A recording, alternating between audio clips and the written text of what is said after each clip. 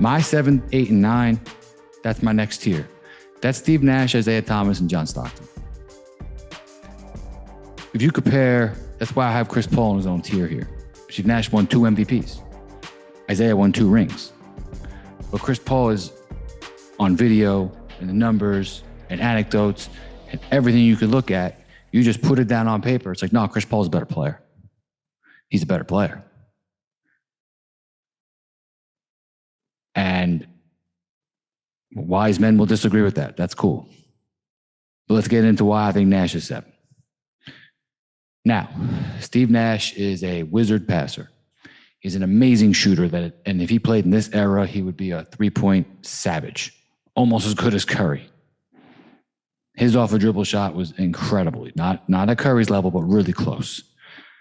And he just had this like soccer player kind of vibe and movements that was just a little bit off kilter and very, very hard to stop. Steve Nash, yeah, he won 2 MVPs, but he only finished in the top 3 times. He actually finished second the year after, and that was it. He didn't have this decade of dominance like Chris Paul. He didn't have that. He just wasn't. I don't know what to say, whether it was because he was playing, as a marginalized role player in Dallas, or he needed the 7 seconds or less D'Antoni Suns to really take off. It doesn't matter. The point is again, like I talk about with cases, it is what it is. And he never made the finals. So, yeah, there are advantages he has over Chris Paul as a player. I think they're about the same on offense. You could even give Nash a very slight edge. Very slight. I'd say it's even because I think Paul's a little tougher and can, get shots off in tough spots against tough teams better than Nash can. And Paul's a better defender, obviously. You can shoot over Paul, but Nash, you can body him and shoot over him. Playoffs for Nash, 17, 9, and 4 on 58% true shooting. So for as great as he is as a shooter, he did not shoot more efficiently than Chris Paul in the playoffs. Didn't shoot more efficiently than Curry or Magic in the playoffs. 17, 9, and 4 is good. And he had some real nice runs with 22 and 11. But at the end of the day, never made a finals. So I like Nash where he is at 7. I'm okay with putting Isiah at 7, but I'm going to put him at 8. Isiah made 3 finals, 2 rings. He's an incredible leader, super great scorer at his size because he was super quick. So always able to get a shot off. He had a year early in his career where he averaged 21 points, 14 assists. And he has some great all-time games and scoring runs. He infamously had he sprained his ankle in Game 6 of the 1988 Finals. And he scored 25 points in the third quarter right after he sprained it.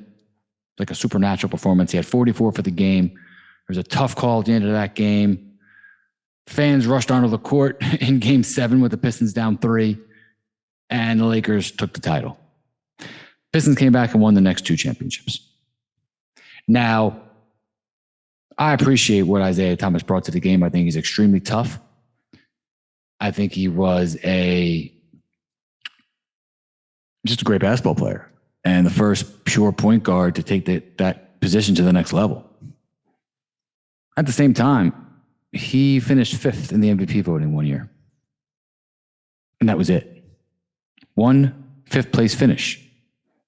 You saw what I said with all those other guys. Sure, if you put him in today's NBA, if you put Nash in today's MVP, in today's NBA, I'm sure they'd be closer to what Chris Paul did, where he had 9 times in the top 7. I'm sure they'd be somewhere in that realm. 5, 6 times maybe, but not 9. Again, you're talking about the burden of proof here. We even do it organically, Magic and Bird and Isiah. It's like, I understand Isiah was amazing, but he's not on that level. Bird won 3 straight MVPs. Magic won 3 MVPs. Jordan, 5 or 6 MVPs. Kareem, 5, 6 MVPs. 1 5th-place finish. Isiah is not on that level of player. How do you win 2 championships? He was the best player on the team, and he didn't have all these other guys. Well, listen, he had probably the best 2 through 8 in NBA history. Okay? He had Joe Dumars, a Hall of Fame 2-guard who guarded the other team's best offensive threat on the perimeter, allowing Isiah to be more offensive minded. Isiah has no defensive accolades. Dennis Rodman, an amazing Swiss Army knife floor runner defender. You had the Legion of Boom, 85 Bears defense.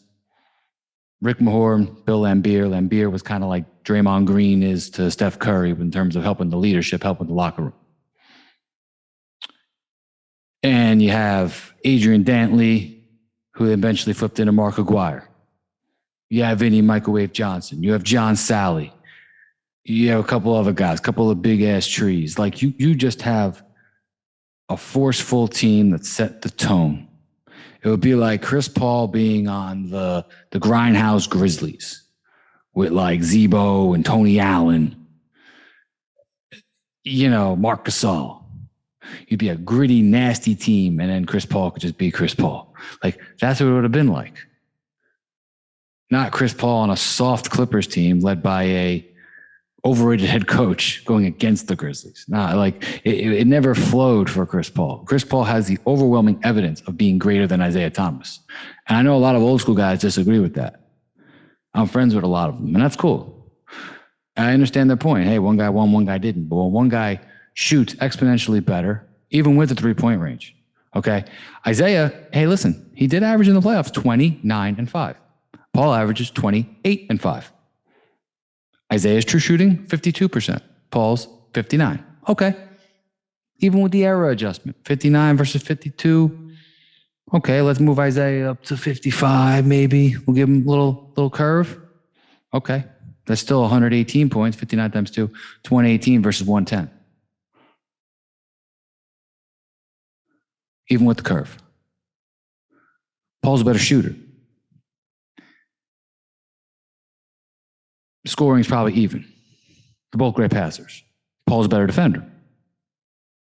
Paul's closeout games are absurd, and Paul's longevity wipes the floor with Isiah. Isiah was done at 30. Paul's still putting up these huge games at 36, 37. And while he hasn't won a title, it's like, wait, he's putting up these huge games at 36, 37? Well, actually, no, 37, he aged in dog years, but that's besides the point. He turned 37 and but 35, 36, putting up these games, monster games, 33 as well with Houston.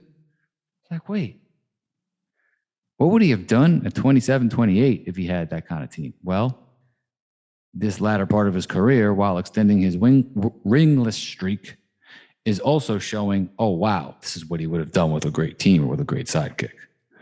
So that's why I think Chris Paul's better than Isiah.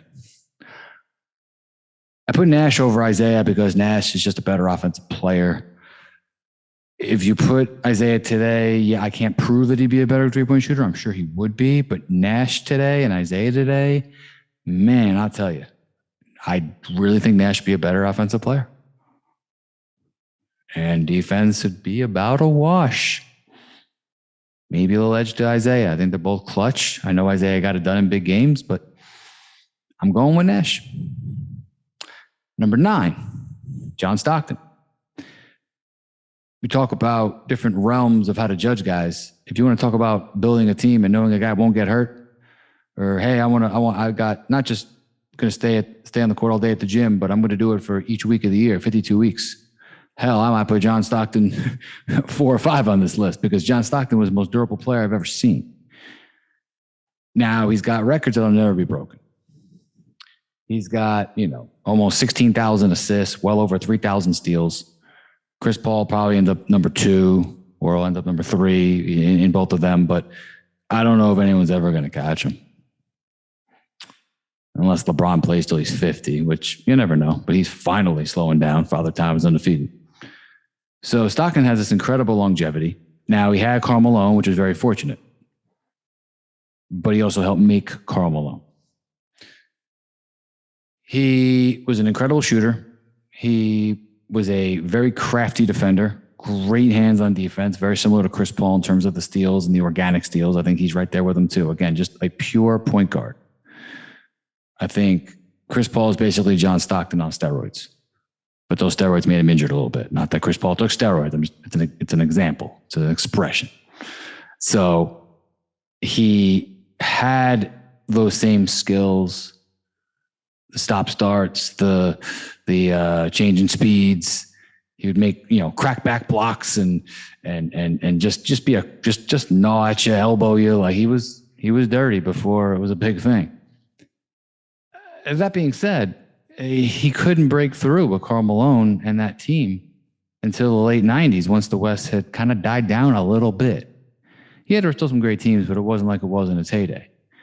And the main reason is that Stockton could not put his scoring up on that level. Like, you talk about the passing has always been there with Stockton, of course, but he couldn't put up these 30, 40-point playoff games like Steve Nash or Chris Paul could, and Isiah.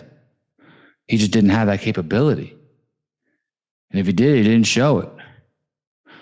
I mean, his whole playoff career, 14, 11, and 3. Again, longevity, but 14 and 11 and 3 versus 20 and 8. Yeah, I guess the same amount of points in total, but sometimes you got to get out there and you got to score. And his true shooting was 57%. So, not better than Nash, not better than Paul. Although, again, if you put him in today's era, I think you move that up to like 60%. Yeah. I think a three-point era helps helps Stockton. But I don't think that Stockton is on that level. Now, he did make 2 finals. In those finals, I think he averaged about 11 and 8.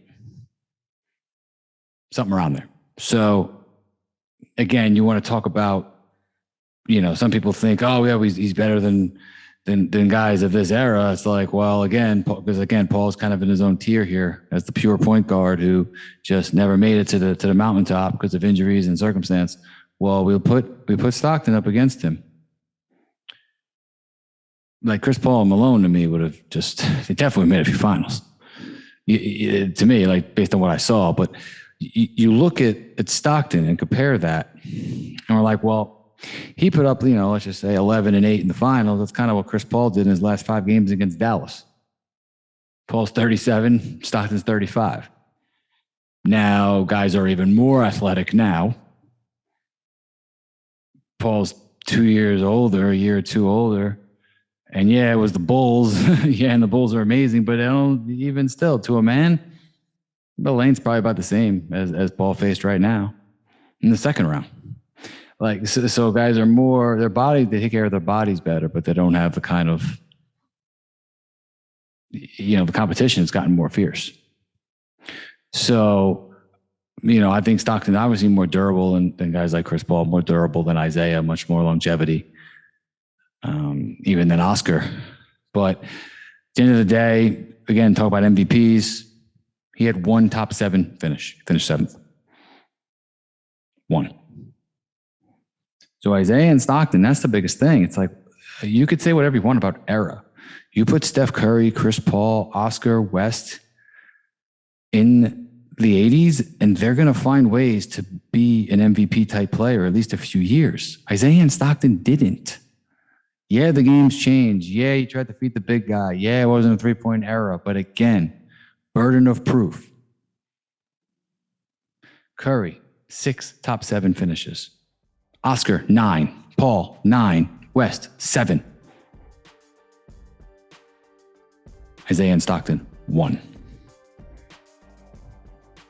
Nash, 3.